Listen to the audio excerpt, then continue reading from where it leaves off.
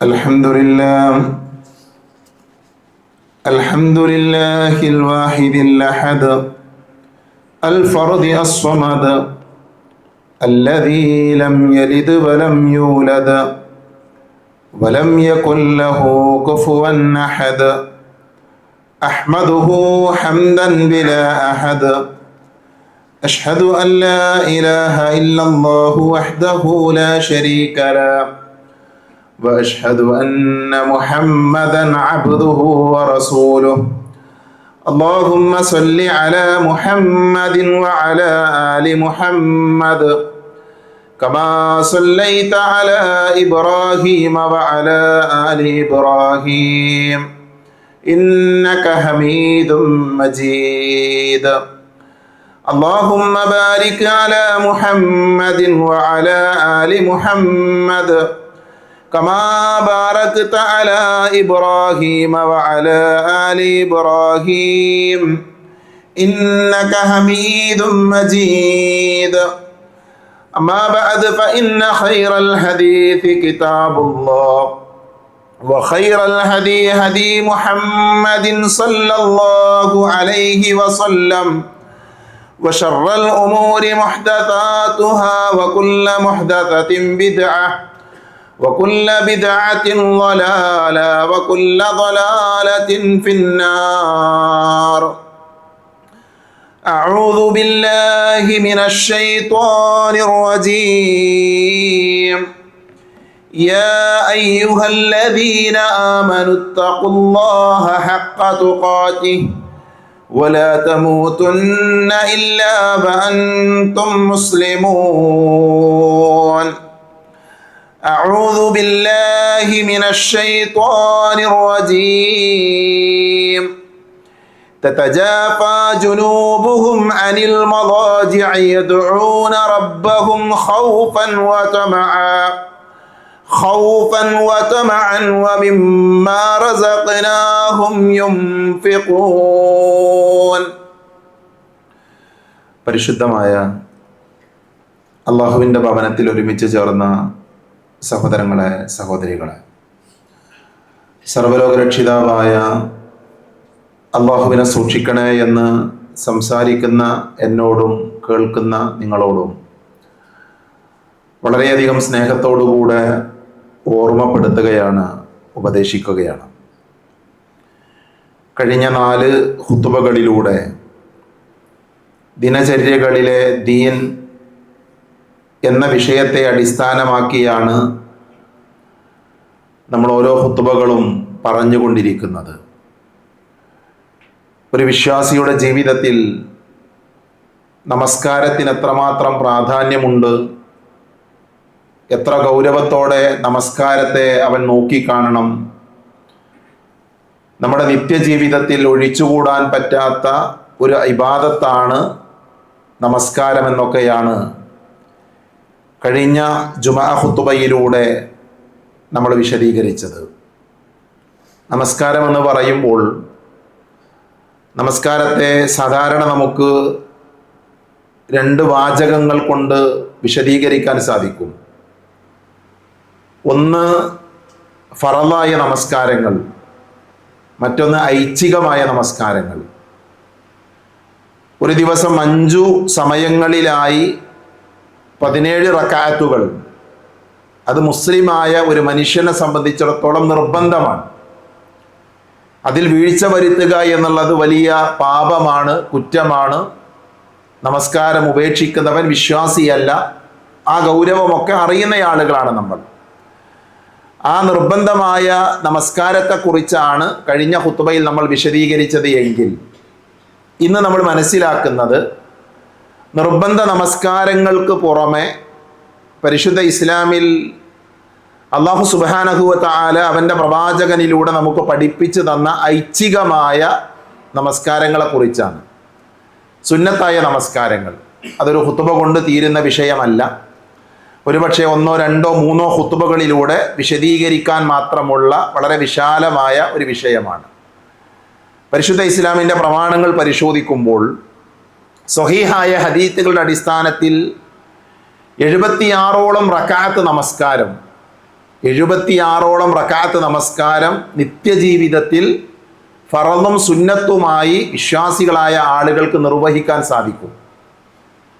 ഈ 76 റക്അത്ത് എന്ന് കേൾക്കുമ്പോൾ നമ്മുടെ മനസ്സിലേക്ക് എത്ര റക്അത്ത് വരുന്നുണ്ട് എന്ന് നമ്മൾ ആലോചിച്ച് നോക്കിയാൽ മതി. ഏതൊക്കെ നമുക്കറിയാം.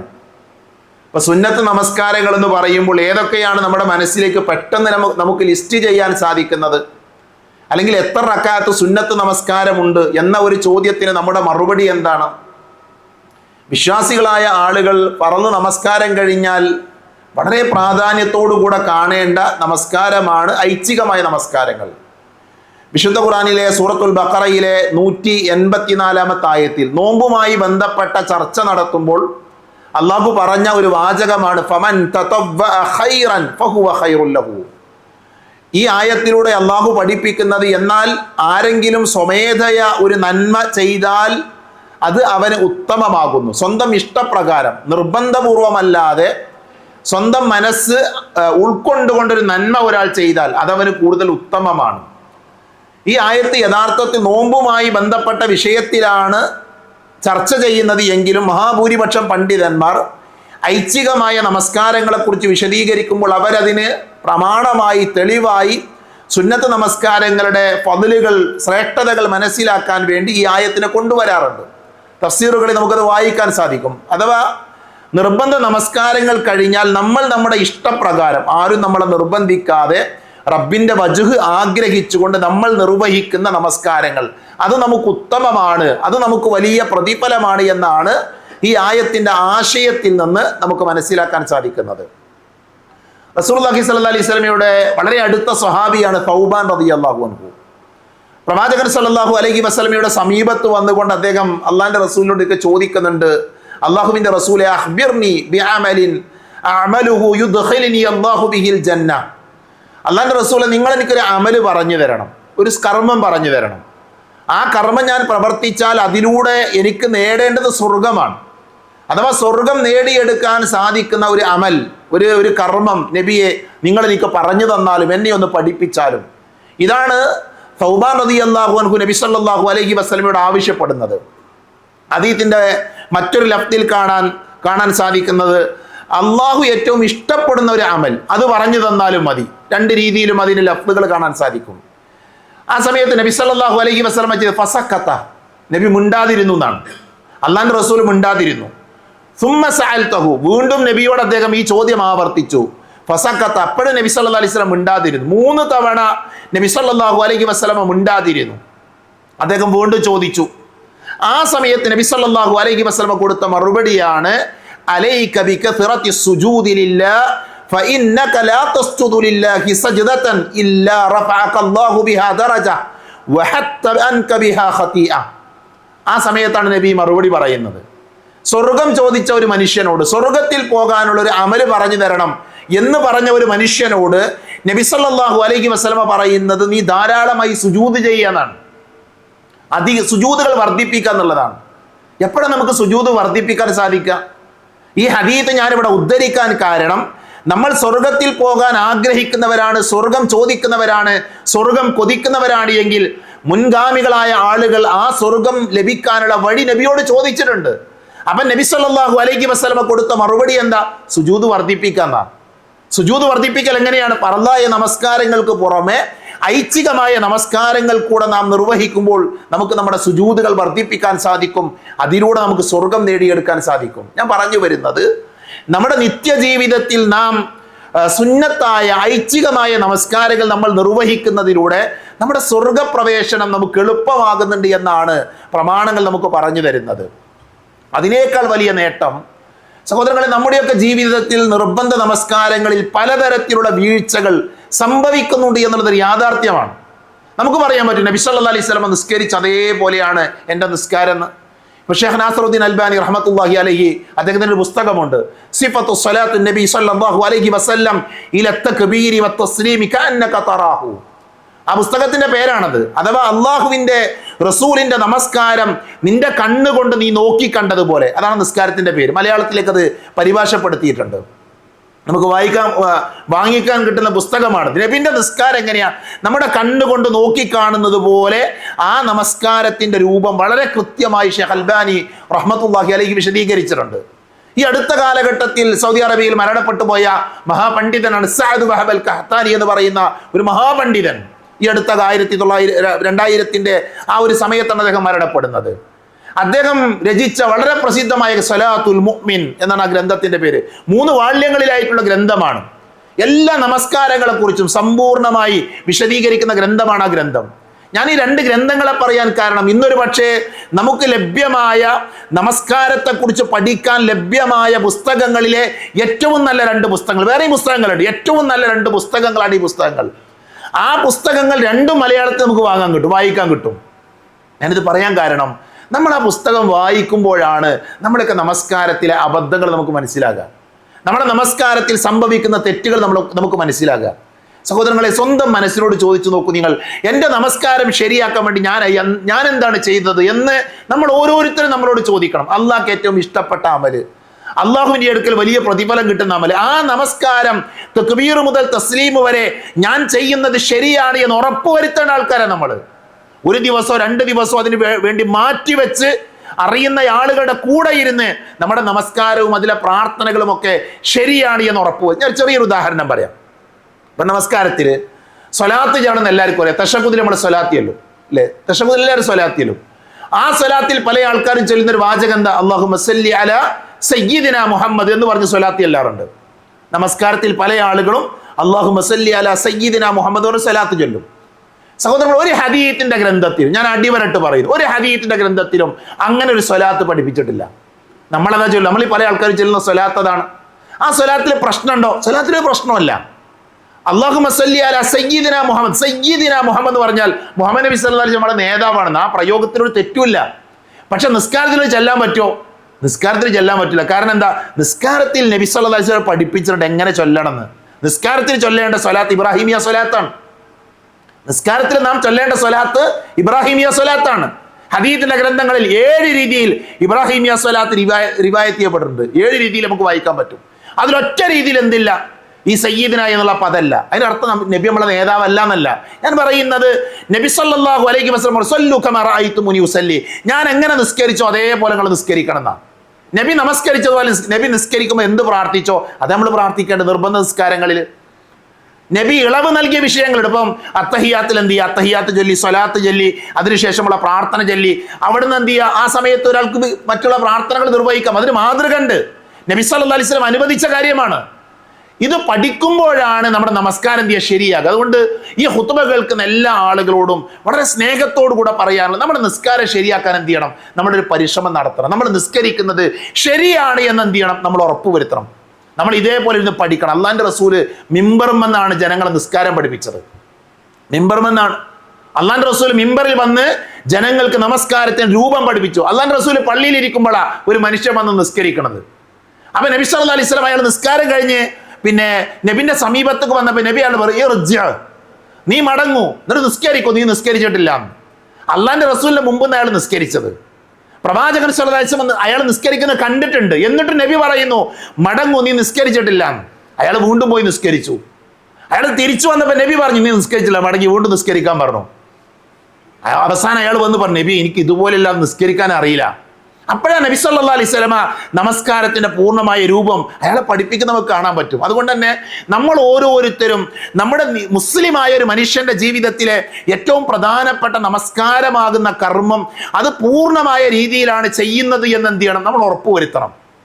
ആ നിർബന്ധ നമസ്കാരങ്ങളിൽ വല്ല വീഴ്ചകളും സംഭവിച്ചാൽ, വല്ല കുറവുകളും സംഭവിച്ചാൽ, സഹോദരങ്ങളെ, ആ വീഴ്ചകൾ പരിഹരിക്കാനുള്ള മാർഗമാണ് സുന്നത്ത് നമസ്കാരം. ഐച്ഛികമായ നമസ്കാരങ്ങൾ കൊണ്ട് ലഭിക്കുന്ന ഏറ്റവും വലിയ നേട്ടം എന്താ അറിയോ? ഫറളിലെ വീഴ്ചകൾ എന്ത് ചെയ്യാൻ പറ്റും? പരിഹരിക്കപ്പെടും. റസൂലുള്ളാഹി നമ്മളെ പഠിപ്പിച്ചു, ഇന്ന അവ്വല മാ യുഹാസബു ബിഹിൽ അബ്ദു യൗമൽ ഖിയാമ മിൻ അമലിഹി സ്വലാത്തുഹു. കഴിഞ്ഞ ഖുത്ബയിൽ ഞാൻ ഈ ഹദീസ് പറഞ്ഞു. പരലോകത്ത് ആദ്യമായി ഒരു അടിമയുടെ അമലുകളുടെ കൂട്ടത്തിൽ ആദ്യം വിചാരണ ചെയ്യുന്ന നിസ്കാരമാണ്. ഫഇൻ സ്വലുഹത് ഫഖദ് അഫ്ലഹ വ അൻജഹ. ആ നിസ്കാരം ശരിയായാൽ അവൻ വിജയിച്ചു, അവൻ രക്ഷപ്പെട്ടു. വഇൻ ഫസദത്, അവന്റെ നിസ്കാരം ശരിയായിട്ടില്ല എങ്കിൽ ഫഖദ് ഖാബ വ ഖസിറ, അവൻ നഷ്ടക്കാരിലാണ്. അവന് പ്രയാസമായിരിക്കും, പരലോകത്തവൻ ഖേദിക്കേണ്ടി വരും. എന്നിട്ട് അടുത്ത വാചകം നബി പറയാ, ഈ നമസ്കാരവുമായി വന്ന മനുഷ്യൻ നിസ്കാരത്തിൽ കുറവുണ്ട്, നിസ്കാരത്തിൽ വീഴ്ചകളുണ്ട്. അപ്പൊ അള്ളാഹു പറയുന്ന വാചകം എന്താ അറിയോ? ആ മനുഷ്യന്റെ സുന്നത്തായ നിസ്കാരം ഉണ്ടോ നോക്കി, അയാൾ സുന്നത്ത് നിസ്കരിച്ചിട്ടോ. അപ്പൊ മലക്കൾ ഇത് പരിശോധിക്കും. സുന്നത്ത് നിസ്കരിച്ചിട്ടുണ്ട് എങ്കിൽ എന്റെ അടിമക്ക് വല്ല തതവ്വുഉം ഉണ്ടോ, സുന്നത്തായ നിസ്കാരം ഉണ്ടോ? അങ്ങനെയാണെങ്കിൽ ആ സുന്നത്തായ നമസ്കാരം എടുത്തിട്ട് ഫറലായ നമസ്കാരങ്ങളിലെ കുറവുകൾ, വീഴ്ചകൾ പരിഹരിക്കാൻ വേണ്ടി അള്ളാഹു ആവശ്യപ്പെടും. അപ്പൊ നമ്മൾ എന്താ ചെയ്യേണ്ടത്? നമ്മുടെ ജീവിതത്തിൽ ഐച്ഛികമായ നമസ്കാരങ്ങൾ വർദ്ധിപ്പിക്കുക. നബി സല്ലല്ലാഹു അലൈഹി വസല്ലം പഠിപ്പിച്ച നമസ്കാരങ്ങൾ പരമാവധി ചെയ്യുക. അത് ചെയ്താലുള്ള നേട്ടം എന്താണ്? ചെയ്താൽ ഫറലായ നമസ്കാരങ്ങളിലെ വീഴ്ചകൾ പരിഹരിക്കാൻ എന്ത് ചെയ്യും? നമുക്ക് സാധിക്കുമെന്നാണ് നബി സല്ലല്ലാഹു അലൈഹി വസല്ലം പഠിപ്പിച്ച ഹദീസിൽ നമുക്ക് എന്ത് ചെയ്യാൻ പറ്റുന്നത്? വായിക്കാൻ സാധിക്കുന്നത്. മറ്റൊരു ഹദീസിൽ കാണാം, വമ തഖറബ ഇലയ്യ അബ്ദി ബിശൈഇൻ അഹബ്ബ ഇലയ്യ മിമ്മ അഫ്തറൽതു അലൈഹി വമ യസാലു അബ്ദി യതഖറബു ഇലയ്യ ബിന്നവാഫിലി അഹത്ത ഉഹിബ്ബഹു.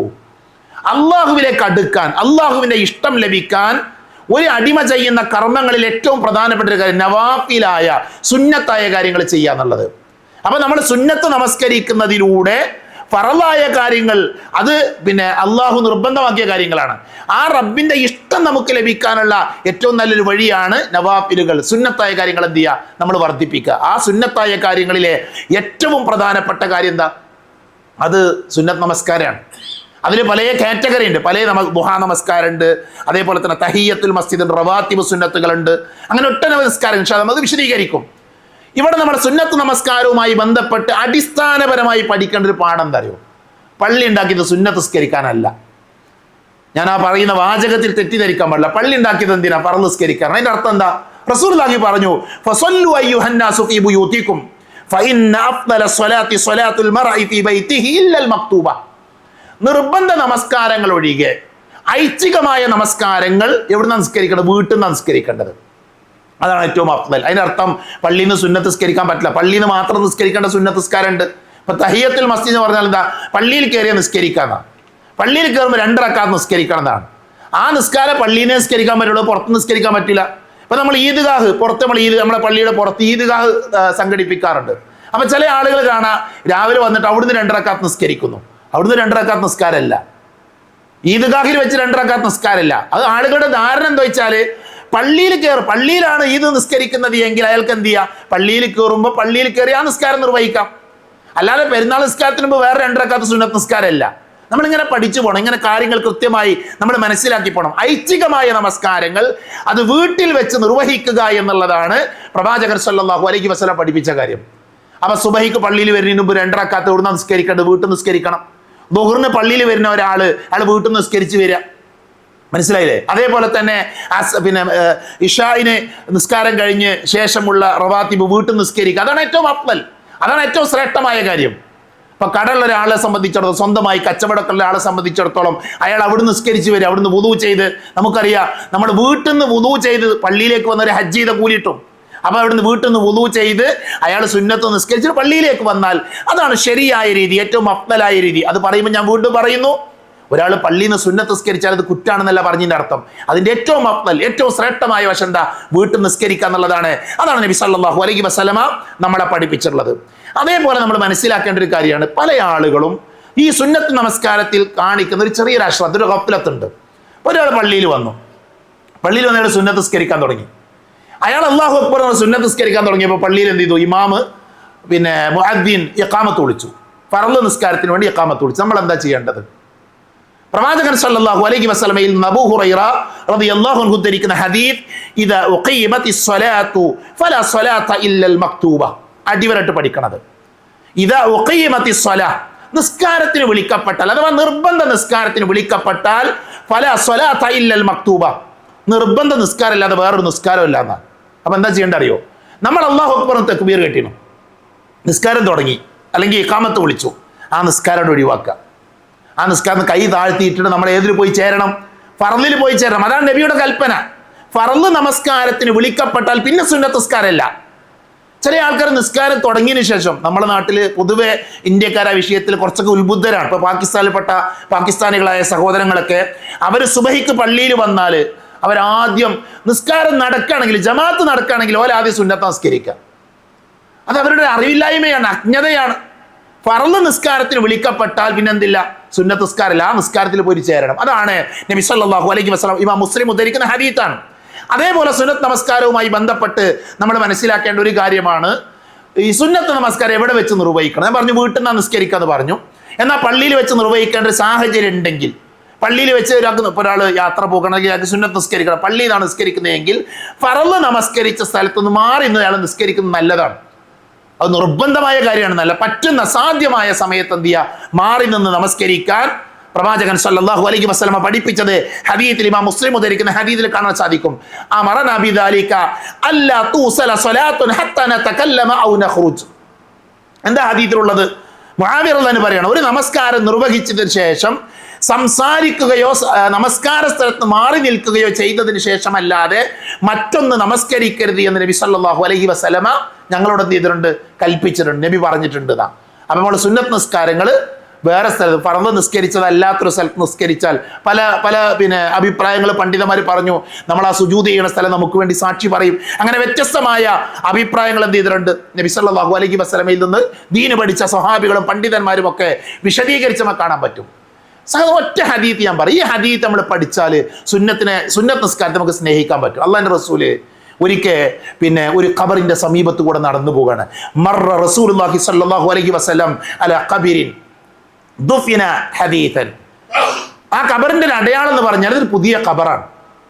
ഹദീത്തിന്റെ വിശദീകരണത്തിൽ വായിക്കുക, അതിന്റെ മണ്ണിന്റെ പുതിയ മണ്ണിന്റെ അടയാളങ്ങളൊന്നും പോയിട്ടില്ല, മണ്ണൊന്നും ഉണങ്ങിയിട്ടില്ല, പച്ച മണ്ണാണ്, പുതിയ ഖബറാണ്. റസൂലുള്ളാഹി സ്വല്ലല്ലാഹു അലൈഹി വസല്ലം ചോദിച്ചു, ഇത് ആരുടെ ഖബറാണ്? അപ്പൊ അവര് പറഞ്ഞു, നബി ഇന്ന ആളുടെ ഖബറാണ്. അപ്പൊ നബി സല്ലല്ലാഹു അലൈഹി വസല്ലം പറഞ്ഞു, റകഅതാനി ഖഫീഫതാനി മിമ്മാ തഹ്ഖിറൂന വതൻഫിലൂന യസീദുഹുമാ ഹാദാ ഫീ അമലിഹി അഹബ്ബു ഇലയ്യ മിൻ ബഖിയ്യതി ദുനിയാകും. നബി ആ ഖബറിൽ കിടക്കുന്ന മനുഷ്യന്റെ അവസ്ഥ പറഞ്ഞു തരികയാണ്. നബി പറഞ്ഞു, ആ ഖബറിൽ കിടക്കുന്ന ആൾ ആലോചിക്കുന്ന എന്തെങ്ങൾക്ക് അറിയോ? അയാളുടെ ജീവിതത്തിൽ നഷ്ടപ്പെടുത്തിയ ഒരു 2 റക്അത്ത് അതെങ്കിലും നിർവഹിച്ചിരുന്നെങ്കിൽ എത്ര നന്നായിരുന്നു എന്നാണ് അയാൾ ആലോചിക്കുന്നത്. ആ പറഞ്ഞതിന്റെ അർത്ഥം എന്താ? ഖബറിൽ കിടക്കുന്ന മനുഷ്യന്റെ വിലാപമാണ്, എനിക്കൊരുപാട് സമയം ഉണ്ടായിരുന്നു, എനിക്കൊരുപാട് അവസരങ്ങൾ ഉണ്ടായിരുന്നു, സാഹചര്യങ്ങൾ ഉണ്ടായിരുന്നു, ഞാൻ നിസ്കരിച്ചില്ലല്ലോ, സുന്നത്തുകൾ ഞാൻ വർദ്ധിപ്പിച്ചില്ലല്ലോ, എനിക്ക് നിസ്കരിക്കാമായിരുന്നല്ലോ എന്ന് ഖബറിൽ കിടക്കുന്ന മനുഷ്യൻ ആലോചിക്കുന്നതാണ്. ഇതെന്തിനാണ് നബി സല്ലല്ലാഹു അലൈഹി വസല്ലം നമ്മളെ പഠിപ്പിക്കുന്നത്? നബി എന്തിനാ ഇത് പറഞ്ഞു തരുന്നത്? അള്ളാഹുവാണ് നമുക്ക് സമയം നൽകിയത്, അള്ളാഹുവാണ് നമുക്ക് ആരോഗ്യം നൽകിയത്, അള്ളാഹുവാണ് നമുക്ക് സൗകര്യങ്ങൾ നൽകിയത്, അള്ളാഹുവാണ് നമുക്ക് കച്ചവട സംവിധാനങ്ങൾ ഒരുക്കി, എല്ലാം അള്ളാഹുവാണ് നൽകിയത്. ആ അള്ളാഹ് നമ്മോട് നിർബന്ധമായ കാര്യങ്ങൾ ചെയ്യാൻ പറഞ്ഞു, അതിൻ്റെ കൂടെ ഐച്ഛികമായ കാര്യങ്ങൾ നിങ്ങൾ സ്വയം ചെയ്യണമെന്ന് പറഞ്ഞു. അത് ചെയ്യാൻ നമുക്ക് മനസ്സില്ല എങ്കിൽ റബ്ബാണ് ഇതൊക്കെ തന്ന് നമ്മൾ മനസ്സിലാക്കണം. റബ്ബിന് തിരിച്ചെടുക്കാൻ വലിയ പ്രയാസമൊന്നുമില്ല. അതുകൊണ്ട് സുന്നത്ത് നമസ്കാരങ്ങളെ കുറിച്ച് ആഴത്തിൽ പഠിക്കാനും കഴിവിൻ്റെ പരമാവധി ഐച്ഛികമായ നമസ്കാരങ്ങൾ ജീവിതത്തിൽ പ്രാവർത്തികമാക്കാനും വിശ്വാസികളായ നമ്മളെല്ലാവരും ശ്രദ്ധിക്കണം. അല്ലാഹു അത്തരത്തിലുള്ള സൗഭാഗ്യവാന്മാരുടെ കൂട്ടത്തിൽ നമ്മെ എല്ലാവരെയും ഉൾപ്പെടുത്തി അനുഗ്രഹിക്കുമാറാകട്ടെ.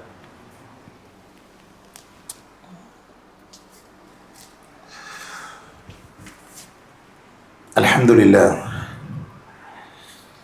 അൽഹംദുലില്ലാഹില്ലദീ അല്ലമ ബിൽ ഖലം അല്ലമൽ ഇൻസാന മാ ലം യഅലം വസ്സലാത്തു വസ്സലാമു അലാ അഷ്റഫുൽ മുർസലീൻ വഅലാ ആലിഹി വഅസ്ഹാബിഹി അജ്മഈൻ അമ്മാ ബഅദ്. ഒരിക്കൽ കൂടെ അള്ളാഹുവിനെ സൂക്ഷിക്കണേ എന്ന് ഓർമ്മപ്പെടുത്തുകയാണ്. ഐച്ഛികമായ നമസ്കാരങ്ങളെക്കുറിച്ചാണ് നമ്മൾ സംസാരിച്ചു കൊണ്ടിരിക്കുന്നത്. ഈ വിഷയം പഠിക്കുമ്പോൾ സ്വാഭാവികമായും ഏതൊരു വിഷയത്തെ നമ്മൾ പഠനം നടത്തുമ്പോഴും ആദ്യം പരിശോധിക്കാറുള്ളത് സെലഫുകൾ എങ്ങനെയായിരുന്നു. ഇസ്ലാമിൽ ഏതൊരു വിഷയത്തോടും നമ്മുടെ മുൻഗാമികൾ എന്ത് സമീപനം സ്വീകരിച്ചു? കാരണം നമ്മളെക്കാൾ ദീന് പഠിച്ചവരാണ്. ഈ ദീൻ ഇറങ്ങിയതായിരിക്കാം നബി സല്ലല്ലാഹു അലൈഹി വസല്ലമക്കാണ്. ആ നബിയിൽ നിന്ന് ദീന് നേരിട്ട് കേട്ടവരാണ് സ്വഹാബികൾ, അവരാണ് സെലഫുകൾ, മുൻപ് കഴിഞ്ഞുപോയ ആളുകൾ. താബിയുകൾ അവരെ കഴിഞ്ഞു വന്നവരാണ്, തബൗ താബിയുകൾ അവരെ കഴിഞ്ഞു വന്നവരാണ്. അപ്പം നമ്മളെക്കാൾ ദീന് പഠിച്ചവരും മനസ്സിലാക്കിയവരും അത് പ്രാവർത്തികമാക്കിയവരും മുൻഗാമികളാണ്. അതുകൊണ്ട് തന്നെ ഏതൊരു വിഷയം നമ്മൾ പഠിക്കുമ്പോഴും അവരെങ്ങനെയാണ് ഈ കാര്യം ചെയ്യുന്നത് എന്ന് പരിശോധിച്ചാൽ നമുക്കൊരു ഉണർവ് ലഭിക്കും.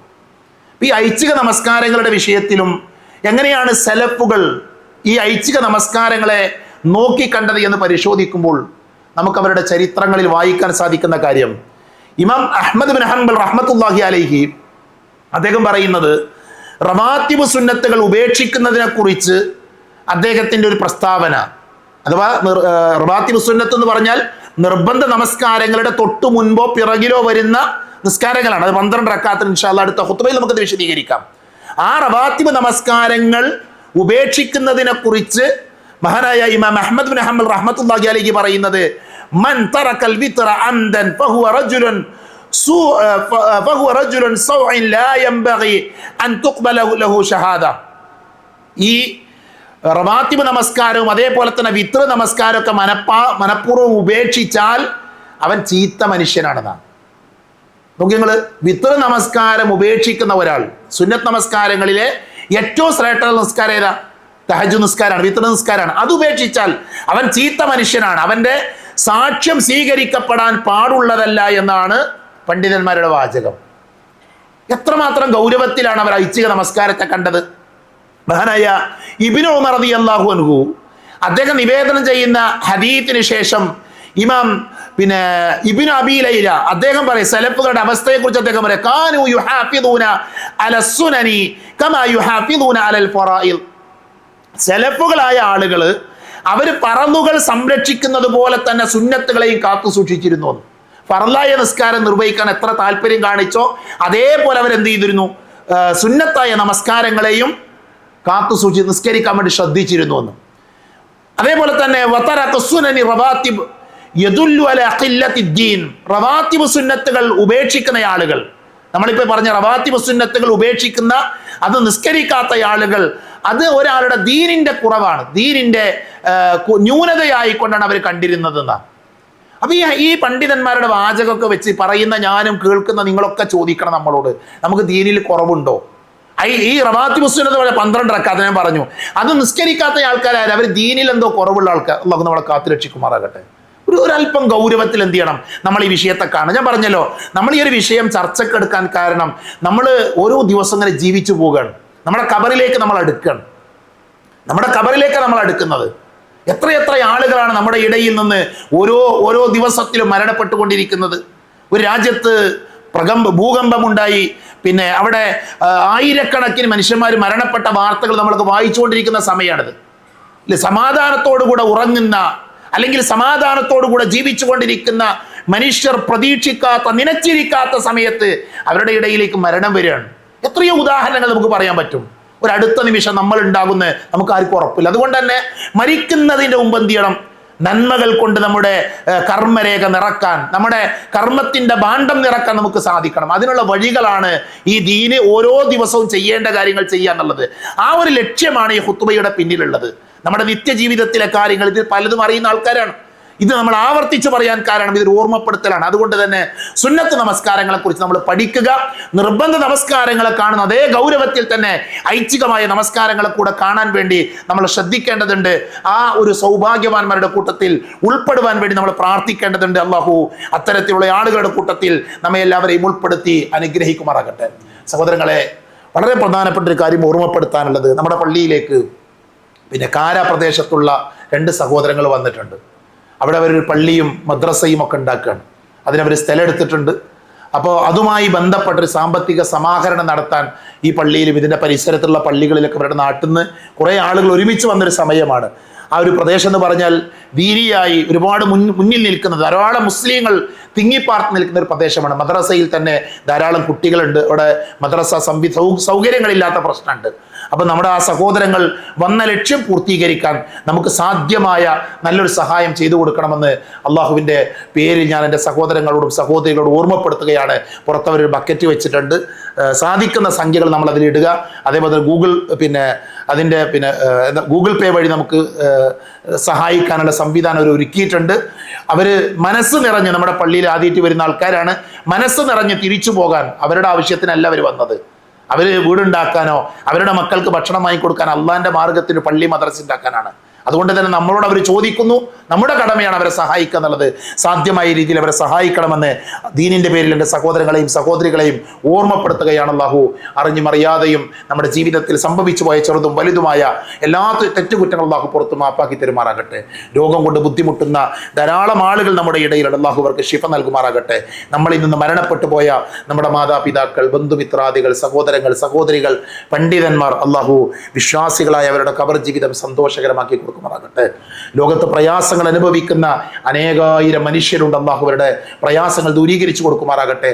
അല്ലാഹുമ്മ ഗഫിർ ലിൽ മുഅ്മിനീന വൽ മുഅ്മിനാത്ത് വൽ മുസ്ലിമീന വൽ മുസ്ലിമാത്ത് അൽഹയ്യാ മിൻഹും വൽ അംവാത്ത്. അല്ലാഹുമ്മ അജിർനാ മിനൻ നാർ, അല്ലാഹുമ്മ അജിർനാ മിനൻ നാർ, അല്ലാഹുമ്മ അജിർനാ മിനൻ നാർ.